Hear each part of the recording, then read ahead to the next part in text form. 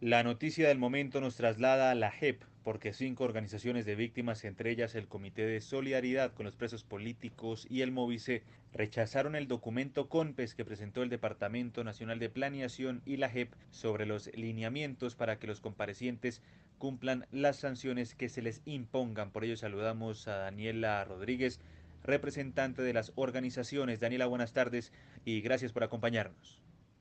Buenas tardes, muchísimas gracias. Un saludo para ti y para todas las personas que nos escuchan.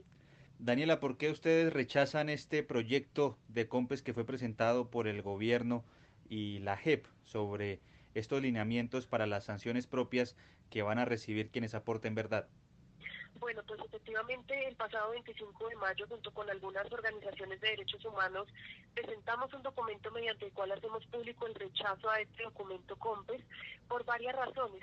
La primera de ellas tiene que ver justamente con que este borrador se cimenta teniendo como base la política de la paz con legalidad del presidente Iván Duque.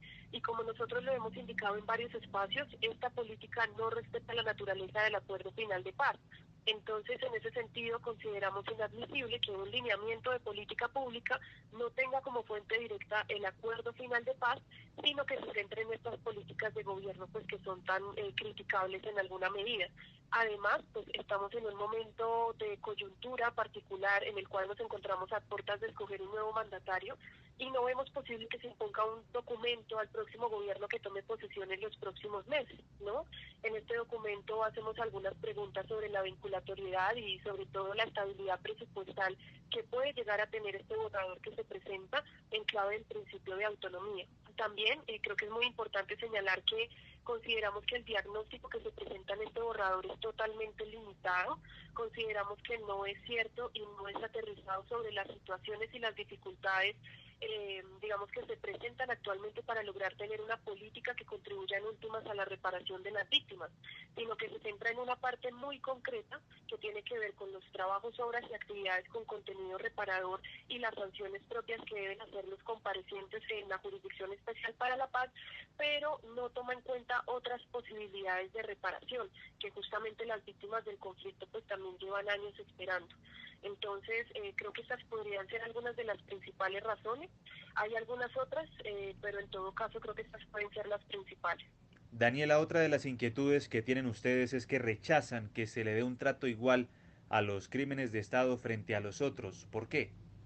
Sí, pues esto tiene que ver justamente con el punto 3 que te mencionaba hace un momento sobre las dificultades que vemos en el diagnóstico.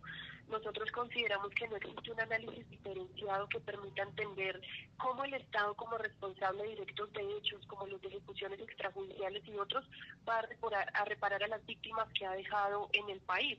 Es decir, que consideramos que en este documento de política pueden digamos, confundirse un poco cuáles son aquellos deberes que debe cumplir el Estado para con sus ciudadanos, como el de generar infraestructura, entre otros, a cuáles son esos mecanismos de reparación que debe tener realmente con las personas que tienen la calidad de víctimas con ocasión de la criminalidad estatal. Entonces, este es un punto particular que nos preocupa. Además de esto, pues también nos llama la atención el papel del Ministerio de Defensa. El documento COMPES plantea específicamente que podría articularse de alguna manera al seguimiento de estas sanciones y desde nuestro punto de vista es un poco complejo que una de las instituciones que nosotros consideramos ha tenido una participación directa e indirecta en el conflicto armado, pues haga el seguimiento a este tipo de sanciones. De la misma forma se refiere al papel de los empresarios. Entonces nos señala que va a haber algún tipo de participación, algún tipo de discusión sobre beneficios tributarios e incentivos, etcétera, pero no se pregunta por qué suceden aquellas situaciones en que existieran algunos vínculos concretos de estos grupos con políticos, empresarios, entre otras, y que generaron finalmente graves violaciones a los derechos humanos.